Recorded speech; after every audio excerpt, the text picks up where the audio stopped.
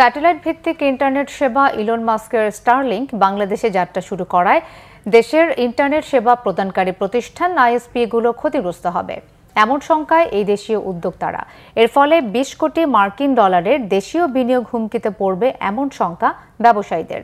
টেলিযোগাযোগ নেটওয়ার্ক ও লাইসেন্সিং নীতিমালা স্টারলিংক বাস্তবতায় কোন পথে এনটিটিএন এর ভবিষ্যৎ শীর্ষক ব্রিফিংয়ে এসব কথা বলেন আলোচকরা। বক্তারা লাইসেন্সপ্রাপ্ত ৩ শতাধিক আইএসপি কোম্পানির বিনিয়োগকৃত অর্থের সুরক্ষা চান। অনুষ্ঠানে অন্য আলোচকরাও স্টারলিংকের বাংলাদেশকে আগমনকে একদিকে আশীর্বাদ এবং অন্যদিকে দেশের ইন্টারনেট ব্যবসার জন্য হুমকি হিসেবে উল্লেখ করেন।